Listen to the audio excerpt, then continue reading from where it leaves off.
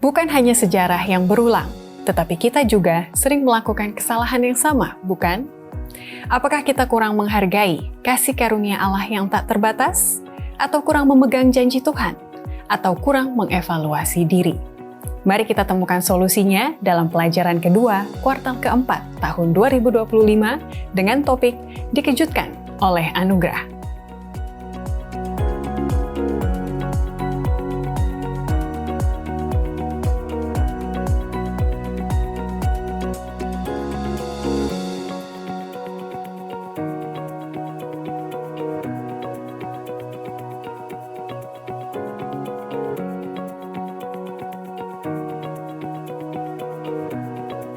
Shalom, selamat datang dalam diskusi pelajaran Sekolah Sabat yang dipersembahkan oleh Gereja Masehi Advent Hari ke-7 Uni Indonesia Kawasan Barat. Yosua cukup serius dalam menjalani misinya, dan saya yakin kita semua juga cukup serius dalam komitmen kita untuk mempelajari firman Tuhan melalui pelajaran Sekolah Sabat. Dan seperti janji Tuhan yang melibatkan usaha dari bangsa Israel untuk penepatan janji tersebut, maka kita juga perlu usaha dan tanggung jawab untuk menuruti firman Tuhan dan juga membagikannya kepada orang lain.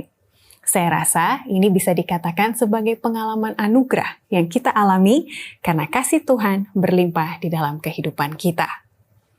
Selamat datang dan selamat bergabung bagi nama-nama berikut ini ke dalam komunitas diskusi Sekolah Sabat, seperti Azaria Juntak and Fam, Marcelino Caetano dari Gereja Formento 1, Dili, Timor Leste, Sindula Panchannel dari Mombu Tingkalanon, Kota Marudu, Sabah, Malaysia, Nancy O'Duil dari Purwakarta, Jamie Wauda dari daerah perbatasan, Wilty Philip, Jibit dari Sandakan, Sabah, Malaysia, GMAHK Padang atau Munson Memorial Church di Padang, Sumatera Barat. Ini setahu saya merupakan gereja pertama tertua di Uni Indonesia Kawasan Barat. Selamat datang. Penti Simbolon, Lina, Juventus Situmorang, Elson, dan Dedi Sigit. Terima kasih, dengan semangat yang baru di kuartal yang baru ini, saya bisa melihat banyaknya ulasan dan juga nama-nama yang baru. Beberapa komen saya akan bacakan, seperti dari Timor Leste, Gereja Advent Los Palos. Ada Exodia Rahel yang mengatakan, saya senang sekali mendengarkan Sekolah Sabat yang dibahas sebelum hari Sabat. Jadi masuk hari Sabat nanti, sudah lebih mengerti lagi yang akan kami diskusikan. Itulah semangat dari diskusi Sekolah Sabat, kalau kita sudah mempelajarinya, maka lebih banyak berkat lagi yang bisa kita dapatkan bersama. Dari Jusman Ramba mengatakan, kesuksesan itu bukan dari harta yang menghidupkan manusia berdosa di dalam dunia yang Allah ciptakan. Kesuksesan itu yang penting ada iman, ibadah kepada Pencipta, dan pengampunan antara sesama manusia. Terima kasih sekali sudah mengulas pelajaran pertama dengan judul Resep Kesuksesan. Terakhir dari Tina Uni di Gereja Entubuh Tebedu, Serian, Sarawak, Malaysia mengatakan, penerangan yang sangat membantu, menguatkan, membimbing dalam perjalanan saya sebagai seorang pengikut Tuhan di dalam perjalanan yang semakin mencabar ini. Terima kasih sekali untuk ulasan dan juga dukungan yang telah diberikan kepada komunitas ini. Mari kita saling mengkawal pertumbuhan rohani kita di dalam Tuhan. Ingat juga untuk subscribe ke channel YouTube Gereja Advent Indonesia Barat, menyalakan lonceng notifikasi, dan juga membagikannya kepada orang-orang yang akan diberkati dengan pelajaran Yosua ini. Nomor WhatsApp berikut juga ada untuk menemani, melayani permintaan doa, dan juga request khusus mempelajari Alkitab dari saudara-saudara sekalian. Mari kita sambut dua narasumber kita yang telah hadir di studio Uni Indonesia Kawasan Barat. Kita kehadiran dua pendeta dari Conference Jakarta Banten, Pendeta Santo Situmeang dari Cisalak Bukit Cengkeh, dan juga Pendeta Pardamaian Silain dari Taman Sari. Shalom Pendeta, selamat datang. Terima kasih sudah hadir di pelajaran yang kedua. Kita akan melanjutkan perjalanan dari Yosua. Setelah mengetahui resep untuk sukses, dia akan melangkah untuk melakukan sesuatu yang waktu itu belum bisa dilakukan oleh Musa. Jadi tema dari pelajaran kita adalah mengenai kesempatan kedua, walaupun judulnya adalah Dikejutkan oleh Anugerah. Berbicara mengenai kesempatan kedua, saya jadi penasaran dalam kehidupan Pak Pendeta pernah tidak merasa, oh ini kesempatan kedua saya yang Tuhan berikan. Kira-kira pengalamannya seperti apa? Dan setelah diberi kesempatan itu, apa yang menjadi perubahan secara iman ataupun pribadi dari cerita tersebut? Saya boleh mulai dari Pendeta Situmorang. Terima kasih. Tentunya banyak ya. Kalau dibilang kesempatan kedua, definisinya itu selalu ada kesempatan, selalu ada anugerah. Ya. Dan bagi saya pribadi pernah ada satu kejadian ya di mana saya harus mengkonsumsi obat pengencer darah ya hampir 2 bulan. Ternyata penyakit itu bukan penyakit yang parah. Bukan hanya parah, bukan. Ternyata saya salah diagnosa. Sehingga saya berpikir, ini obat pengencer darah, apa kabar nih? Hampir 3 bulan nih saya minum. Ya kan? Ternyata bukan itu penyakitnya. Lalu saya baca-baca, saya tanya dokter, lalu dokter katakan, ya puji Tuhan lah Pak Pendeta. Pak Pendeta masih apa? Masih hidup walaupun mengkonsumsi obat yang begitu sering. Itu yang bisa saya alami. Jadi setelah itu Pendeta lebih positif, lebih semangat lagi menjaga kesehatan tentunya. Terima kasih. Dari Pendeta si lain ada cerita? Sebenarnya sih saya coba tadi korek-korek, ingat-ingat apa ya kesempatan yang kedua yang sangat bermakna. Saya teringat pada waktu saya masih sekitar kelas 5 SD ya. Waktu itu saya lari-lari di atas bukit yang terjal, yang di bawahnya itu jurang di sana. Kita lari, saya namanya umur segitu saya nggak tahu ternyata lari ke bawah itu nggak bisa direm, gitu. Jadi saya itu lari nggak bisa ngerem, untung ada orang di bawah, lalu saya ditangkap, kalau nggak saya jebur ke bawah sana. Mungkin saya rasa itu adalah kesempatan kedua bagi saya untuk menikmati hidup. Kalau tidak mungkin ya umur saya sampai di situ nggak ada cerita, nggak tahu apa-apa ya gitu ya. Tapi artinya itu adalah kesempatan kedua dan mungkin juga banyak pengalaman yang lain yang lebih ini. Tapi biasanya kesempatan kedua itu memberi makna bagi kita untuk melihat Tuhan. Ya kesempatan kedua ada karena Tuhan. Ya, jadi ingat Tuhan dan biasanya cukup fatal antara hidup dan mati begitu ya. Baiklah, saya akan bacakan ayat inti dari pelajaran kedua dengan judul Dikejutkan oleh Anugerah. Terdapat di dalam Ibrani 11 ayat 31. Karena iman, maka Rahab, perempuan sundal itu, tidak turut binasa bersama-sama dengan orang-orang durhaka, karena ia telah menyambut pengintai-pengintai itu dengan baik. Saya minta Pendeta si lain untuk berdoa. Kita berdoa. Bapak yang baik, saatnya kami memperbincangkan firman Tuhan. Karena ini adalah firman yang hidup, maka kami undang Tuhan yang hidup dalam pembicaraan kami saat ini, supaya firman ini bermanfaat bagi kami, bermanfaat bagi umat-umat Tuhan yang mengikuti acara ini, dan dengan itu kami bisa melihat Tuhan melalui kuasa pelajaran Sekolah Sabat ini. Dalam nama Yesus kami berdoa. Amin. Baiklah, kita akan masuk ke dalam pertanyaan-pertanyaan pemirsa. Dan saya rasa tidak ada yang kebetulan karena pelajaran kita selalu menambahkan pemahaman kepada pelajaran yang lalu. Jadi kali ini juga bisa kita jawab sebenarnya dengan pelajaran tentang kesempatan kedua. Tapi saya minta pendapat dari Bapak Pendeta Situmorang terlebih dahulu. Pertanyaan dari Bapak Lauji Subri. Beliau menanyakan, jika Allah adalah kasih, bagaimana kita bisa mengatakan dengan tegas, iya, dia kasih. Padahal setelah peristiwa penyembahan berhala patung anak lembu, dia membiarkan berapa ribu orang terbunuh dan juga mati. Begitu itu kasihnya di mana? Jadi bagaimana kita menegaskan, iya Allah kasih kok. Ya. Terima kasih.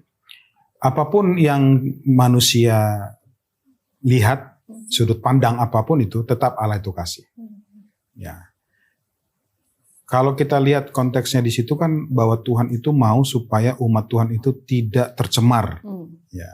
Jadi kenapa Tuhan membunuh begitu banyak supaya umat Tuhan tidak tercemar. Yang kedua, di dalam Ibrani 12 ayat 6, karena Tuhan menghajar orang yang dikasihi.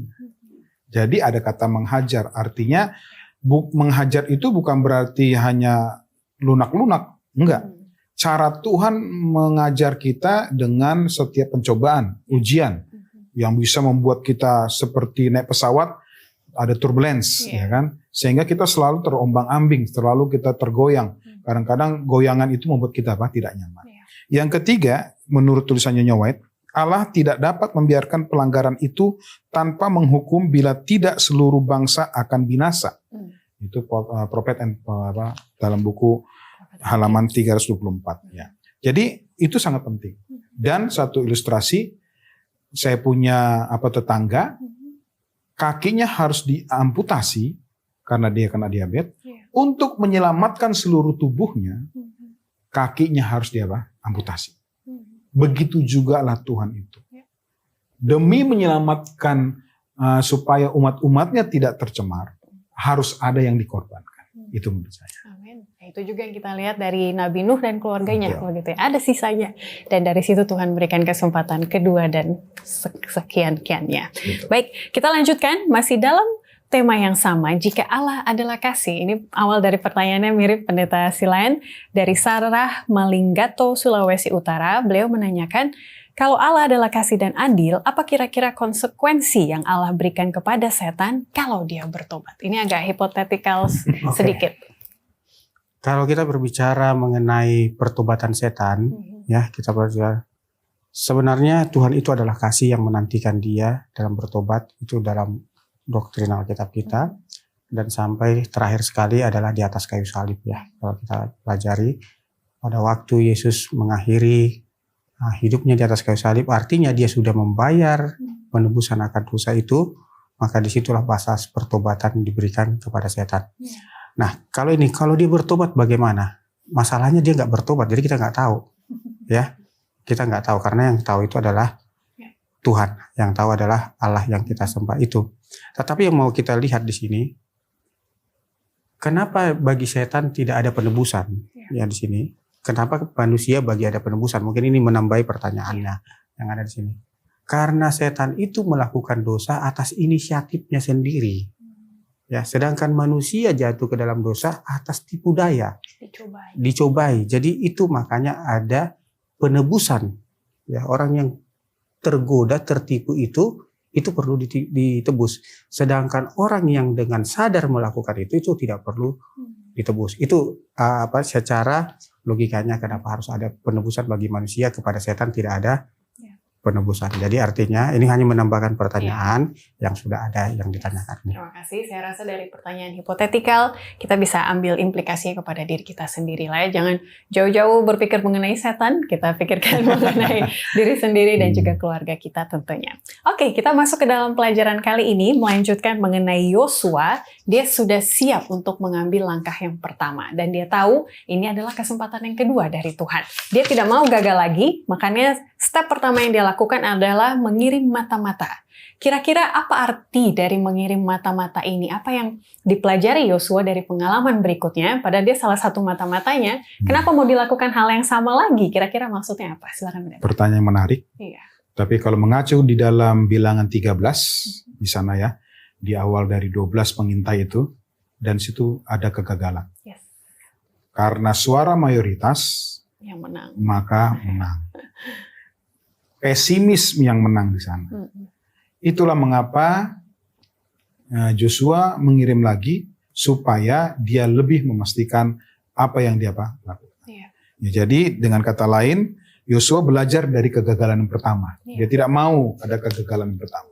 Dia tidak mau seperti ada pepatah mengatakan kalau domba itu jatuh di lubang yang sama. Kalau orang yang berhikmat, dia tidak akan pernah jatuh di lubang yang sama. Jadi Joshua melakukan itu supaya tidak terulang lagi. Yeah. Yang selanjutnya dikatakan, jangan biarkan masa lalu menghalangi iman kita. Itu dia poinnya. Ya. Kadang-kadang ya, karena Joshua pun akan selalu banyak pertanyaan. Kalau Joshua itu dia punya sosmed, akan selalu banyak yang bertanya, emang kamu punya pengalaman apa? Ya. Mungkin setiap kalau dia dulu mungkin sudah ada foto, dia akan ini buat planningnya. Orang-orang bertanya, kamu ini cuma abdi. Ya. Seharusnya mertuanya lah yang lebih naik, tapi kan kenapa hanya si Yosua yang dipilih? Oleh sebab itu Tuhan katakan bahwa Tuhan mau Joshua tetap melakukan hal itu supaya pengalaman-pengalaman itu yang pahit menjadi motivasi, ya, bukan menjadi penjatuh. Dan saya suka pelajaran hari Minggu ini memunculkan karakter satu lagi di buku Perjanjian Baru, yaitu Petrus, begitu ya. Dan pelajarannya juga sama, begitu. Pernah gagal, tapi akhirnya kalau saya lihat evaluasi kembali, gitu. Dia pikir, aduh dulu waktu saya jadi mata-mata, kurang lihat yang bagian sininya gitu. Kali ini saya mau lihat yang ini, dan ini. Jadi itulah semangat yang diberikan kepada kita. Mari kita evaluasi diri. Mari kita melakukan hal-hal yang lain selain itu juga yang akan kita lihat di pelajaran berikutnya. Terima kasih sekali Pendeta. Kita mau melihat pertanyaan di hari Minggu bagian bawah. Karena sebenarnya tujuan dari pelajaran ini bukan hanya melihat kepada diri kita, tapi kepada orang lain juga. Kalau ada yang salah dengan kita, mungkin pernah berbuat jahat, bagaimana kita mengulurkan tangan untuk memberikan kesempatan kedua kepada orang lain juga. Karena kan istilahnya kasih karunia kita kurang, Pendeta. Kalau Tuhan mau banyak, kalau sama kita sekali berbuat salah, nggak ada lagi deh yang kedua lagi, misal orang. Oke, sebelum kita menjawab itu, boleh. Dalam pelajaran kita ini kita perketat lagi. Ada kesempatan yang kedua, tempat ya di sini, namanya Sitim ya. Ya, Sitim ya. Hutan akasia. Iya, Sitim ini kalau kita lihat di zamannya Musa, ada satu Bileam namanya yang menipu dengan membuat gadis-gadis dari bangsa lain, digodain mereka menyembah dewa-dewa mereka di situ. Akhirnya di tempat itulah pemberontakan dan banyak jiwa juga yang korban pada saat itu. Tapi di kesempatan yang kedua, disinilah mereka memberangkatkan 2 pengintai dengan urapan, dengan kepercayaan, dengan kuasa Tuhan untuk pergi ke tembok Yeriko. Ya, jadi kesempatan yang kedua itu mereka jatuh dalam dosa di situ, baru mereka kesempatan kedua mereka memohon supaya Tuhan di tempat itu juga mereka bisa memberangkatkan yang kedua. Nah, apa tadi hubungannya? Mungkin kita bisa jadi paling tidak 1 kali dalam seminggu mengatakan, Tuhan ampunilah kami akan kesalahan kami seperti kami mengampuni orang yang bersalah kepada kami. Artinya apa? Kita memberikan kesempatan kedua bagi orang yang pernah melakukan hal-hal yang boleh kita katakan menyakiti kita, mungkin menyinggung kita, untuk dia bisa memperbaiki kehidupannya. Sama seperti Tuhan memberikan kesempatan yang kedua terus kepada kita seperti kami mengampuni orang bersalah. Jadi artinya dalam pertanyaan tadi yang disampaikan itu, bagaimana kejadian-kejadian yang kita alami ini, itu sebenarnya setiap saat itu Tuhan selalu berikan kesempatan bagi kita. Dan kita pun sebagai yang sudah diberikan kesempatan haruslah memberikan kesempatan juga. Ya. Mengingatkan saya perumpamaan hamba yang diampuni, begitu ya. Akhirnya dia jahat sama yang berutang kepada dia. Jangan juga. Sampai gitu ya. Jangan sampai begitu. Atau juga pelajaran minggu lalu mengatakan bagi-bagi salah satu action plan-nya. Jadi bagi-bagi juga berkat kesempatan kedua kepada orang lain. Oke, kita lanjut. Ada karakter baru. Ada beberapa karakter yang akan dibahas di dalam pekan ini. Salah satunya adalah Rahab. Belajar dari Rahab, bagaimana Allah memberi kesempatan kepada dia. Karena Allah melihat ada 2 hal. Ada secercah iman, kalau pelajaran kita katakan, dan juga ada pilihan yang teguh gitu. Padahal kalau kita lihat, dia lahir dalam budaya yang korup gitu. Dan dia berbohong. Berbohong itu dosa, tapi dia biasa melakukan itu. Jadi sebenarnya apa yang Tuhan lihat dari hati Rahab, Pendeta? Akhirnya Tuhan kasih kesempatan kedua. Oke, terima kasih. Jadi Rahab ini, kalau kita baca itu dalam Yosua, itu sangat tegas dia mengatakan. Malah dia menceritakan lebih detail tentang Allah Yahweh. Ya, luar biasa loh. Artinya bahwa itu dia mengenal Tuhan yang Joshua miliki atau bangsa Israel miliki. Itu bukan Tuhan dia. Tapi dia melihat bahwa bangsa Israel ini yang kami serang ini, kami musuh ini ternyata kayak gini Tuhannya. Luar biasa. Ya. Jadi dari Rahab kita belajar bahwa dia itu adalah orang yang mempertaruhkan harga dirinya untuk mempercayai Tuhan. Ya. Yang kedua dikatakan lagi bahwa dia sama seperti lilin, ya kecil di dalam mungkin di lapangan gitu ya. Tapi walaupun dia kecil, tapi ada sedikit peluang harapan. Ya. Oh di sana ternyata ada terang. Orang di dunia ini sekarang lagi cari terang. Pada saat itu terang yang dibutuhkan dua saksi ini siapa? Bukan Tuhan. Tuhan menggunakan Rahab untuk menjadi tilin. Malah dari perkara itu, kejadian itu, bahwa mereka itu berdua-duanya itu menjadi apa? Ya. Bahkan di tulisan Yonat dikatakan dalam hidup Rahab tampak kasih karunia Allah yang menyelamatkan orang berdosa yang mau apa? Yang mau percaya. Padahal kalau kita ada di sisi dari mata-mata melihat Rahab gitu ya, apakah kita mau percaya orang yang tidak percaya Tuhan? Betul begitu ya, bahwa bisa dipercaya nggak orang ini ya, tapi katanya dia mengakui Tuhan gitu, nanti ada ini. Itu juga memerlukan, jadi intinya adalah bahwa kita tidak bisa memandang gitu ya, kalau dia bukan orang Kristen berarti nggak ada lah pengharapan di hidupnya misalnya seperti itu. Dan kita juga akan lihat ternyata tidak sampai di situ. Ada beberapa hal yang harus Rahab lakukan dan juga mata-mata lakukan dalam kepercayaan mereka. Jadi tetaplah bersama kami.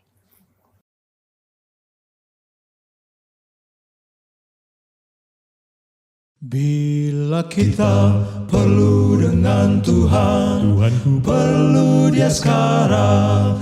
Oh, ku perlu Dia sekarang. Oh ya Tuhanku perlu Dia sekarang. Oh mulia bila kita perlu dengan Tuhan, Tuhanku perlu Dia sekarang. Ku perlu tiap hari dan tiap waktu.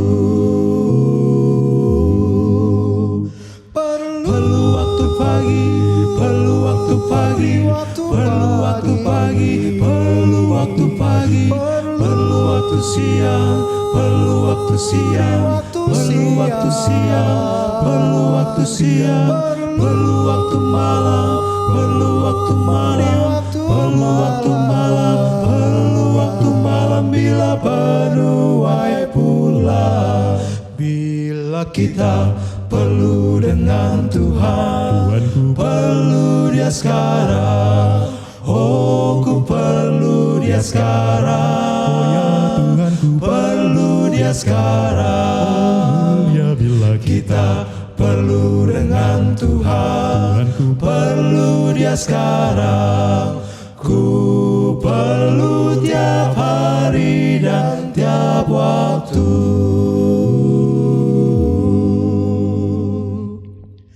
Perlu waktu senang, perlu waktu senang, perlu waktu senang, perlu waktu senang, perlu waktu sedih, perlu waktu sedih, perlu waktu sedih, perlu waktu sedih.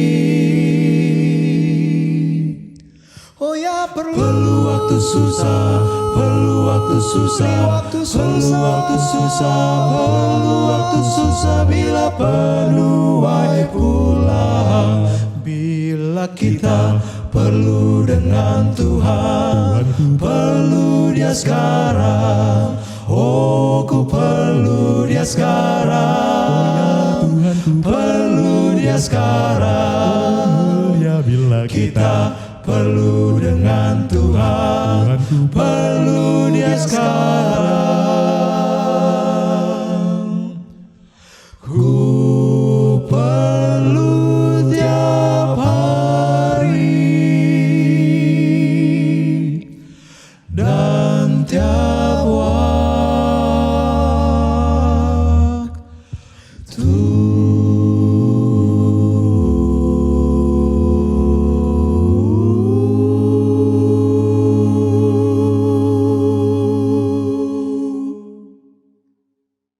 Mari kita lanjutkan diskusi kita untuk melihat bagaimana uniknya Rahab ini. Dengan iman yang sedikit dan juga praktik kehidupan yang masih jauh dari kebenaran, tapi Tuhan melihat sesuatu sehingga Dia menyelamatkannya. Makanya pertanyaan nomor 2 di hari Jumat, ini saya rasa bisa direnungkan dan juga didiskusikan di UKSS masing-masing. Dikatakan, bagaimana kita dapat menghargai keterbukaan seseorang kepada Allah meskipun gaya hidup mereka masih jauh dari idealnya Alkitab. Bagaimana kita dapat menghargai iman mereka tanpa membenarkan beberapa praktik dari hidup mereka. Jadi kita mau menyemangati, tapi kita tidak mau membenarkan apa yang menjadi kebiasaan hidupnya juga. Itu bagaimana seninya, Pendeta? Oke, pertanyaan ini dengan judul yang sangat tepat saya rasa di hari Senin. Nilai di tempat-tempat yang tak terduga. Ya. pengintai pergi ke rumah Rahab yang notabene pekerjaannya Sunda. sudah tidak ada contoh teladan di sana. Di sanalah tempat yang disebut dengan kemaksiatan, ya, di tempat itu. Tetapi Rahab menjadi punya nilai karena dia menginformasikan kepada pengintai itu bahwasannya kota ini sebenarnya sedang ketakutan mendengar kalian bagaimana keluar dari bangsa Mesir, menyeberangi Laut Tiberau, lalu mengalahkan beberapa bangsa. Sebenarnya kami sedang ketakutan. Muncul iman kepada dia bahwasannya Tuhannya orang inilah yang benar. Tapi belum mempunyai prinsip iman. Betul. Masih mempunyai iman.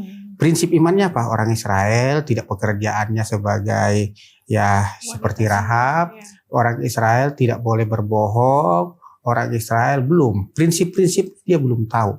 Tapi kepercayaannya dia sudah tahu. Nah, dengan prinsip, dengan kepercayaan inilah maka yang dia lakukan, kebiasaannya masih, apa kebiasaan dia berbohong. Itu udah, pekerjaan begitu kalau nggak berbohong, nggak ada duitnya. Ya, nggak akan datang orang berkunjung kepada dia. Jadi kebohongan yang terprofesional inilah yang dia lakukan pada waktu datang penjaga itu mengatakan di mana mereka. Wah, waktu tadi mau tutup pintu saya udah lihat pergi. Coba ke penyeberangan deh masih bisa kalian kejar. Ya. Tetapi pada waktu dia bertemu dengan kedua pengintai itu, dia mengatakan imannya bahwa kami ketakutan, pergilah. Ya, dan kita ketahui dia mengarahkan mereka ke arah gunung bukan ke arah tepian, sehingga mereka harus sembunyi 3 hari di sana, lalu mereka di sana. Jadi kalau kita lihat di sini adalah nilai ini. Kadangkala kita menilai orang bukan dari imannya, tapi dari attitude-nya, langsung dari attitude-nya yang kelihatan. Padahal dia datang ke situ bermodalkan iman. Ya, dia datang bermodalkan iman, yang dimana kita seharusnya menyambut iman itu, lalu setelah iman itu tersambut baru kita ajarkan attitude. Oh begini loh, begini loh, begini loh. Dengan itulah orang itu akan mengalami perubahan. Rahab sampai titik itu belum diajarkan attitude, ya, sampai nanti kita tidak baca di dalam Alkitab bahwasannya setelah dia bergabung dengan bangsa Israel, dia masih tetap melakukan pekerjaan itu dan dia berbohong tidak pernah lagi. Karena apa? Karena dia attitude-nya berubah dengan imannya. Amin. Ini merupakan pelajaran yang membuka mata kita juga sebenarnya begitu ya, bagaimana kita melihat orang lain. Makanya bagus juga di aplikasi kehidupan dengan perikop kasih karunia yang luar biasa dalam hidup kita. Kita ditanyakan pertanyaan praktis Pendeta Situmeyang, apa yang dapat Anda dan gereja lokal Anda lakukan untuk menjangkau mereka yang kategorinya seperti Rahab tadi. Sudah ada iman, tapi pada prinsipnya belum dipraktikkan. Oke. Pada dasarnya kita harus memahami apakah yang mereka sudah pahami selama ini. Itulah mengapa ketika dua saksi ini bertemu dengan Rahab, tidak ada perdebatan di sana. Tidak ada perdebatan, kamu tahu dari mana? Tidak ada. Dua saksi ini membiarkan Rahab ini mencurhatkan, menceritakan semua yang dia tahu tentang Tuhan. Artinya apa? Biarkanlah orang itu bercerita dulu dengan apa yang dia sudah tahu selama ini. Terbukalah. Kalau orang udah terbuka udah luar biasa. Jadi ketika Rahab ini terbuka dan dia sudah bercerita, ya, malah di situ dikatakan apa? Dua saksi ini malah mengimani. Malah gara-gara perkataan itu, malah dua saksi ini menjadi apa? Dikuatkan. Jadi ada kekuatan di balik apa? Di balik dari si Rahab ini. Malah bahasa Alkitab sangat bagus. Bahasa Alkitab bahwa karena keramah tamahan Rahab ada keselamatan untuk dua saksi ini. Ya memang dia ramah tamah ya. Yang nama juga mohon maaf ya, wanita sundal, ya pelacur.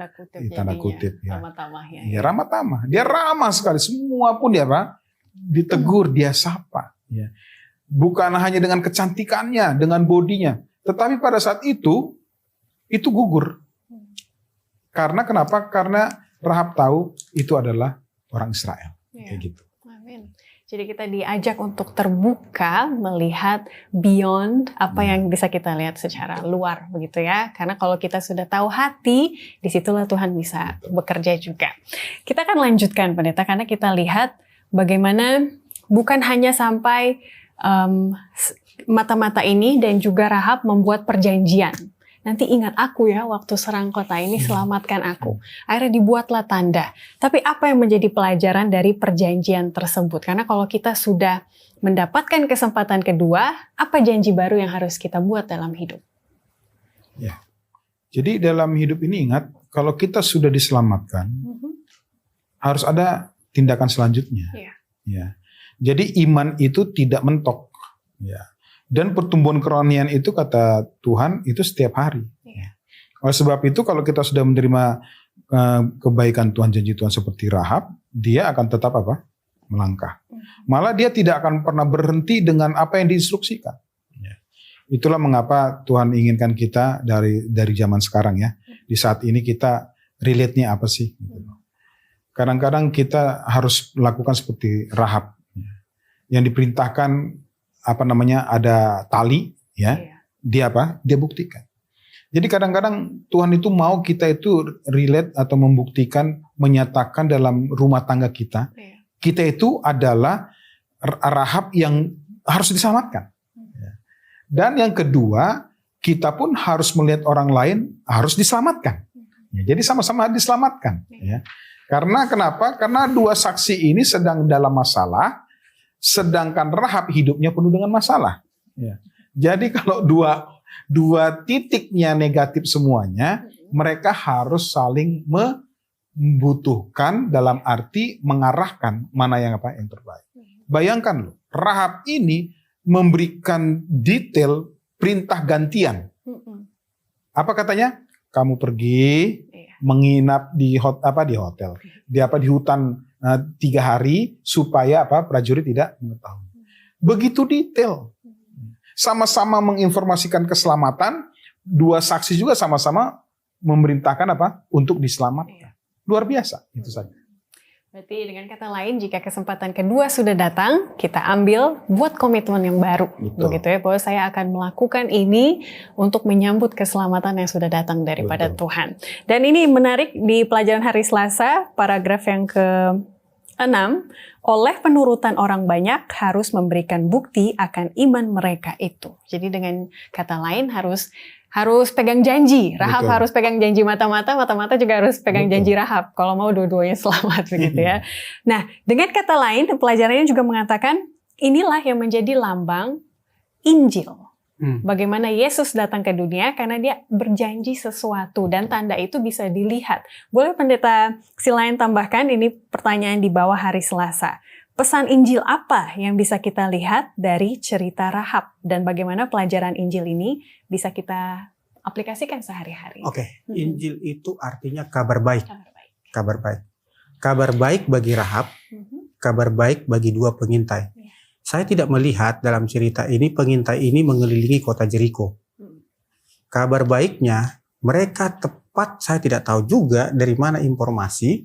Ya mungkin dari Tuhan lah ya pastinya ya. Inspirasi dari Tuhan. Mereka sampai di rumah Rahab. Sesampainya mereka di rumah Rahab, lalu Rahab sudah tahu dalam waktu sekian lama. Jadi Rahab ini mungkin orang yang cerdas, yang mengerti situasi betul. Dia paham betul siapa bangsanya, bagaimana cara kerja pemerintahannya, dan seperti apa strategi-strategi mereka. Jadi ini bukan hanya wanita yang hanya jual body ya, enggak. Tapi dia orang yang smart dia nih. Karena kita tahu, dia suruh itu orang itu naik ke soto rumahnya, di sana ada jerami, sembunyi di sana. Dengan dia hitung waktu, datang itu pengawal. Lalu pengawal mengatakan, lalu dia lihat waktu, baru pergi tadi waktu sebelum pintu ditutup. Jadi dia hafal itu jam berapa. Pintu ditutup. Lalu setelah itu tengah malam dia tahu itu seorang sudah tidur, dia datang ke atas. Ya, ini membuktikan bahwa dia juga bukan wanita cengeng yang lemah gitu ya. Dia bisa manjat tangga nih ceritanya di si Rahab ini. Sampai di sana, di situ tadi yang kita lihat Injil muncul, kabar baik muncul.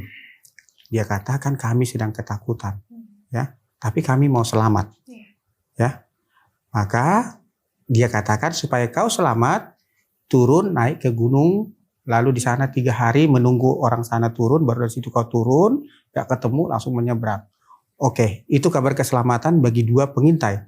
Bagi Rahab apa kabar keselamatannya? Ikatkanlah benang ini, tali ini, ya. Kami berjanji kalau kalian di dalam rumah semuanya akan selamat, tapi kalau di dalam rumah kami tidak bertanggung jawab. Ya. Jadi Injil inilah yang disebut dengan kabar keselamatan. Nah, untungnya kita zaman ini adalah kabar keselamatan kita. Yesus telah menyatakan bahwasanya kalau mau selamat, yaitu jadikan dia menjadi Tuhan dan juru selamat pribadi kita, ya, melalui menerima dia, melalui baptisan, ya.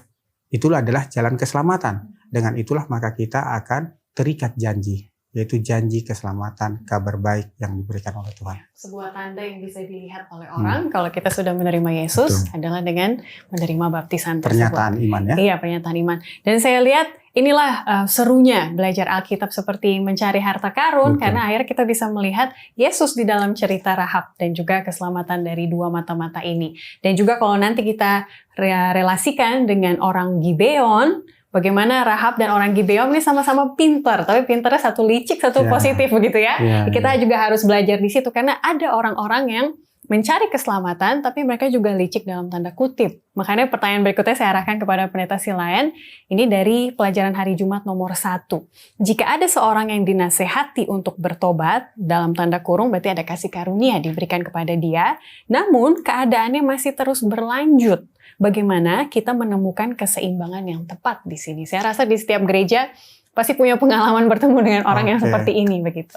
Oke, kita bertemu lagi dengan satu peristiwa yang lain yang dari Rahab, ya, peristiwa bohong, ya, kita sebut, ya.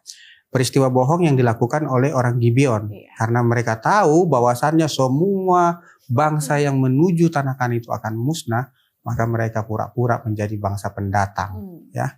Mereka rubah penampilan mereka rubah kondisi mereka, lalu mereka meminta berkat, ya, meminta keselamatan, Injil kepada tua-tua itu, ya, kepada Gideon, kepada Yosua, ya, kepada Yosua.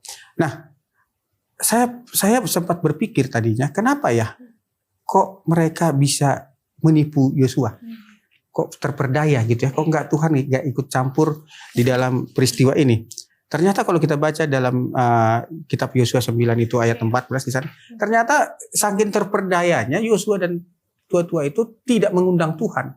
Langsung terima-terima aja. Percaya-percaya aja bahwa mereka dibohongi. Nah, yang menjadi masalah pada waktu mereka sudah diberkati bahwa mereka akan diselamatkan, tidak akan ada pembinasaan kepada mereka, lalu mereka pulang 3 hari kemudian mereka lihat, loh, yang kita berkati kemarin kan ini. Ya, mereka bilang, kamu kan nggak bisa binasakan kami lagi, kami sudah diberkati. Tapi mereka karena tidak bertobat jadi budak pembuat kayu dan penimba sumur. Sedangkan Rahab, kitab Ibrani dan kitab yang lain mencatat dia adalah orang yang beriman. Jadi pertobatan penting dalam kesalahan. Rahab melakukan kesalahan, tapi dia bertobat, dia menjadi tokoh iman. Orang Gibeon melakukan kesalahan, tapi tidak bertobat, menjadi budak. Ya, menjadi budak. Jadi tinggal pilihan bagi kita. Kalau kita mau menjadi budak, tetaplah kita berada di kesalahan kita. Dan tidak mengambil kesempatan kedua. Tetapi kalau kita mengambil kesempatan kedua, jadilah kita Rahab yang menjadi pahlawan iman. Pilihan moralnya. Jadi belajar dari orang Gibeon, apa pelajaran praktisnya buat kita, Pendeta Situmeang, supaya kita tidak jatuh di lubang yang sama seperti Yosua? Jadi sama itu seperti, saya tidak tahu kalau kita ada aplikasi, saya nggak tahu kalau EV, contohnya sosmed atau apa gitu ya, baca nggak persyaratan dan syarat dan ketentuan yang berlaku itu? Atau hanya skip aja oke. Nah, si Yosua ini kayak gitu. Dia tanda tangan tanpa baca perjanjian. Jadi dia asal percaya aja, ya. Asal percaya. Itulah bahayanya kalau benar tadi dikatakan kalau kita terlalu mengandalkan manusia bukan Tuhan. Kita harus datang dulu ke Tuhan. Ya. Kita tanya dulu sama Tuhan. Jangan seperti Daud, ya, dia bahaya, akhirnya apa? Saul, ya. Saul akhirnya dia melakukan apa? Yang salah. Jadi kalau dilihat apa pelajarannya, ya itu tadi. Tapi tulisan Yohanes sangat luar biasa. Setiap keputusan besar seharusnya dicari dalam doa dan firman Tuhan. Ya, itu halaman 506 dikatakan. Jadi setiap keputusan besar seharusnya dicari dalam doa dan apa? Firman Tuhan. Kita enggak. Kadang-kadang kita baca firman Tuhan, kita baca aja, tapi kita enggak memahami. Kita tanda tangan. Ya. Sehingga perjanjian Tuhan sama kita itu gagalnya bukan di Tuhan. Kita terus. Kita baca firman Tuhan, oh iya kita baca, tapi enggak pernah apa? Kita mengerti setiap syarat-syarat apa? Peraturan itu. Sehingga dikatakan itu sama seperti orang yang tanda tangan kontrak, tapi dia tidak apa? Membacanya. Itu saja. Apalagi ke arah zaman sekarang anak muda didorong untuk jadi oportunis. Artinya kalau ada kesempatan diambil begitu ya. Tapi belajar dari Yosua, kita harus evaluasi diri dulu gitu ya. Belajar dari yang lalu, mencari Tuhan terlebih dahulu. Dan juga kalau buat janji ataupun komitmen baru, jangan bersandar pada feeling mungkin oh, ini kayak bener banget nih gue feel good gitu ya, vibe-nya bagus, atau percaya kepada orang lain kayaknya dia orangnya baik gitu ya. Akhirnya kita jadi gegabah dalam mengambil kesempatan tersebut. Pertanyaan terakhir Pendeta Silayan, kita mau melihat dari kacamata Allah. Kenapa Allah diam ya? Begitu. Padahal dia tahu orang Gibeon niatnya tidak baik. Tapi di akhirnya juga karena Tuhan menjaga perjanjian tersebut, mereka juga kedapatan berkat kok, walaupun jadi budak begitu ya, karena mereka sehari-hari bergaul dengan umat-umat Tuhan, mereka jadi melihat sesuatu yang mungkin bangsa lain tidak lihat, karena mereka nggak ada interaksi. Oke. Kalau saya baca dalam cerita tentang Gibeon ini, jarang memang cerita ini diangkat ya. Di umum pelajaran kita ini mengangkatnya supaya kita mengerti bagaimana sebenarnya Joshua itu juga ada kelemahan-kelemahannya ya. Tetapi yang mau kita lihat di sini, kenapa Allah berdiam? Artinya bahwa Allah itu sebenarnya memberikan suatu kesempatan bagi Joshua untuk merenungkan dirinya. Ini loh akibatnya kalau kau ngambil keputusan tanpa bertanya kepada Tuhan. Yang disusahkan siapa? Dia yang disusahkan. Bangsa itu jadi terganggu kan? Terganggu. Ada bangsa lain yang tidak seiman dengan mereka dapat berkat. Tidak harus diselamatkan. Dapat berkat harus diselamatkan. Jadi yang terganggu. Sebenarnya kalau kita baca dalam Yosua pasal 9 itu, ya, Joshua itu mau gimana ya? Mau melakukan aksi, tapi sudah sempat dibatasi oleh undang-undang yang dibuat dirinya sendiri. Jadi dia tidak bisa berbuat apa-apa. Gitu. Ya, saya suka sekali dengan ayat-ayat yang dikutip di sini, Yehezkiel 18 ayat 23 dan Yehezkiel 33 ayat 11. Tuhan tidak mengambil, kalau bahasa Inggrisnya, He doesn't take pleasure, tidak mengambil kenikmatan dalam kematian orang berdosa, tetapi dalam pertobatan orang fasik. Misalnya seperti itu, walaupun konsekuensi, sakit hati, kesulitan harus ditanggung oleh orang Israel karena mereka sudah salah langkah, tetapi kasih karunia Tuhan yang menyelimuti semuanya, begitu ya.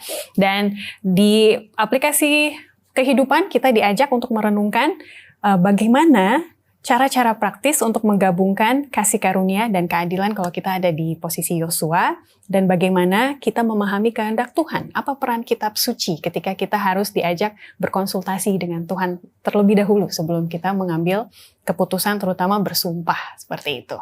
Baiklah, kita akan kembali untuk menyimpulkan, jangan kemana-mana. Shalom. Dalam rangka mendukung tahun penginjilan 2025, Harvest 2025, saya mengajak para pelayan-pelayan yang berdedikasi untuk menolong pelayanan orang-orang muda, kakak-kakak pembina, para penggiat-penggiat pelayanan orang muda, adik-adik Pathfinder, adik-adik Adventurer, dan semua yang tergabung di dalam pelayanan pemuda Advent seluruh Uni Indonesia kawasan Barat, untuk kita juga boleh mendukung dan terlibat menyukseskan tahun penginjilan 2025. Apa yang kita bisa dapat laksanakan? Melalui berbagai aktivitas pelayanan orang muda, baik bagi junior youth maupun di senior youth.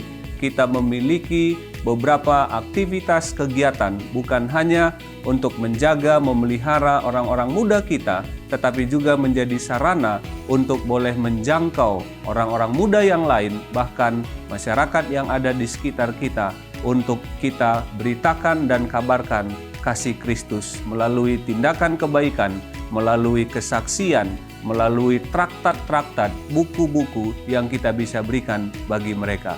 Mari sekali lagi saya mengundang semua sahabat orang muda, para penggiat-penggiat pelayanan orang muda, adik-adik Pathfinder, adik-adik Adventurer, kita terlibat sesuai dengan kapasitas kita masing-masing untuk menyukseskan tahun penginjilan Harvest 2025. Tuhan memberkati. Bagi kita yang sedang mencari kesempatan kedua, ataupun kita tahu kesempatan kedua sudah datang tapi tidak mau gegabah seperti Yosua, kira-kira apa nasihat yang bisa kita simpulkan supaya kita sukses dan juga makmur seperti bangsa Israel yang kita pelajari di sini? Saya mulai dari Pendeta Situmorang. Terima kasih. Ada satu cerita yang pas antara cocok ya, antara Musa keluar dari tanah Mesir, ada yang ikut-ikutan. Iya, orang Mesir juga. Iya. Tapi yang lebih cantik lagi yang zaman Yosua. Dia rubah itu apa? Dia rubah fisiknya. Tapi nggak karakternya. Oke. Kadang-kadang kita mengikut Tuhan itu, dan kadang-kadang kalau kita hubungi dengan Harvest, kadang-kadang kita itu kalau menginjil itu apa sih yang mau kita rubah dari mereka? Orang itu mau masuk Advent itu susahnya minta ampun. Apa namanya, perhiasannya, ya kan? Apa namanya, dengan lagi kebersihannya luar biasa, makanannya yang luar biasa. Tetapi yang mau ditekankan adalah bagaimana orang bisa masuk dalam keselamatan itu tanpa harus terpaksa. Tetapi sebenarnya kalau dalam bahasa dunia, cerdiklah seperti ular, tuluslah seperti merpati. Saya nggak tahu nih orang Gibeon ini itukah atau gimana. Karena dia mau butuh selamat ini. Butuh selamat. Jadi orang nih banyak nih sekarang butuh selamat, tapi cari perhatiannya apa? Luar biasa. Ya, jadi dunia ini sedang mempertontonkan, mau diselamatkan tapi cari perhatian. Ya. Tuhan tidak. Kalau kita mau memiliki kesempatan kedua, ya sama seperti Yesus. Harus berkorban, mati. Ya. Mati untuk apa? Mati untuk orang lain. Ya. Kenapa? Karena Alkitab katakan kalau kita malah memaksa untuk hidup, kita mati. Ya. Tapi ketika kita membiarkan diri kita berkorban katanya, maka kita akan apa? Hidup. Oleh sebab itu, di zaman ini untuk Harvest 2025, ya, waktu kita tidak ada. Semua waktu Tuhan. Kita harus berikan untuk apa? Untuk keselamatan orang lain. Ya, waktu kita. Tapi pertemuan pertama jangan terlalu fanatik. Ya, kalau kita ketemu di angkot contohnya, kita katakan kepada yang ngerokok, Pak jangan ngerokok, nanti ini dipukul kita, bisa ditampar. Tapi itulah yang terjadi. Yang mau ditekankan adalah bagaimana pertemuan pertama kita, kesan pertama pertemuan kepada orang lain itu gimana? Ya senyum saja. Ya. Lalu katakan Tuhan berkati. Ya. Lalu dengarkan kalau masih ada waktu. Ya kan? Jangan apa? Menghakimi. Oleh sebab itu Harvest 2025 adalah kegiatan sehari-hari. Bagaimana kita menampilkan bahwa kita jangan serupa dengan dunia ini. Karena dunia ini bisa menipu kita. Karena dikatakan bisa ujungnya maut, padahal seperti jalan apa? Yang benar. Oleh sebab itu kita harus apa? Percaya dan biarkan Tuhan apa? Mengendalikan kita. Amin. Terima kasih sekali. Silakan pendeta lain. Oke. Jadi kita belajar tentang anugerah ya. Anugerah. Dikejutkan anugerah yang kita sebut dengan kesempatan Kedua. Kita punya pengalaman masing-masing ya. Dan kalau kita mempunyai kesempatan kedua itu anugerah. Dan kalau kita katakan Harvest 2025 ini yaitu tentang penuaian, diberikan kesempatan bagi kita untuk memunculkan anugerah-anugerah Tuhan. Kita harus bersyukuri bahwa Tuhan itu memberikan kesempatan bagi kita untuk menjadi hambanya, untuk menjadi penyelamat bagi orang lain, ya, menjadi rekan kerja dan menjadi cerita iman bagi orang lain, ya. Jadi Rahab ini dalam pelajaran kita, dia mendapatkan kesempatan yang kedua dan dia pergunakan dengan baik. Kedua pengintai itu pun mendapatkan kesempatan kedua dan mereka pergunakan dengan baik. Dan bangsa Israel pun mendapatkan kesempatan yang kedua dengan anugerah Tuhan. Mereka pergunakan dengan baik. Mari kita mempergunakan anugerah Tuhan melalui kesempatan kedua dengan baik juga. Amin, puji Tuhan. Saya minta kesediaan pendeta Situmorang untuk tutup diskusi kita dalam doa. Maha besar Bapa kami yang sangat baik yang ada di surga, jika sampai saat ini kami masih boleh beraktivitas, itu semua adalah karena kasih karunia-Mu. Jika sampai saat ini kami boleh melakukan segala pekerjaan kami, itu semua hanyalah karena kebaikan-Mu. Jika sampai saat ini kami semua masih sehat-sehat, itu semua adalah karena cinta kasih-Mu.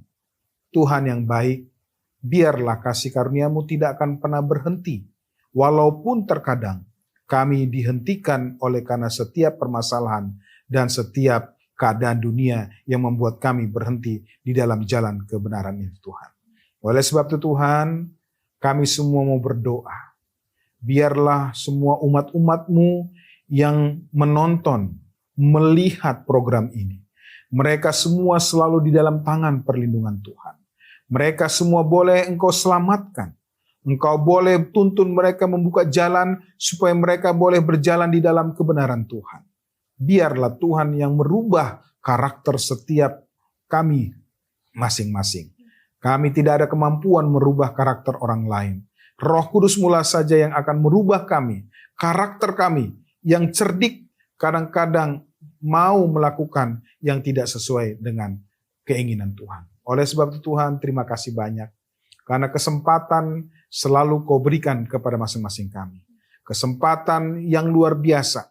Setiap pagi Engkau memberikan kami kesempatan untuk beraktivitas. Kalau kami sampai saat ini masih hidup, artinya Tuhan masih ada yang akan Tuhan berikan misi, visi untuk berkarya, untuk menyelamatkan dunia ini. Terpujilah nama-Mu Tuhan, jadilah kehendak-Mu bukan kehendak kami, dan kiranya kasih Allah Bapa, kasih karunia Yesus Kristus, melalui persekutuan Roh Kudus akan menyertai kita semua. Dalam nama Yesus kami berdoa. Amin. Terima kasih kepada Pendeta Santos Situmeang dan juga Pendeta Pardamaian Silayan dari Conference Jakarta, Banten untuk kunjungan dan juga pelayanan pendeta kembali. Tuhan memberkati. Berbicara mengenai kesempatan, selalu ada kesempatan bagi saudara-saudara sekalian untuk menyampaikan dan juga berbagi buah pikiran, pertanyaan di kolom komen.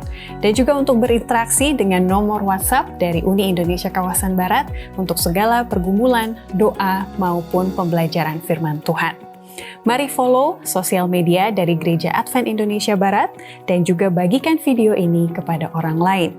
Pekan depan, di pelajaran yang ketiga, kita akan diingatkan kembali akan kasih karunia Tuhan di masa lalu. Mari belajar firman-Nya, Tuhan memberkati.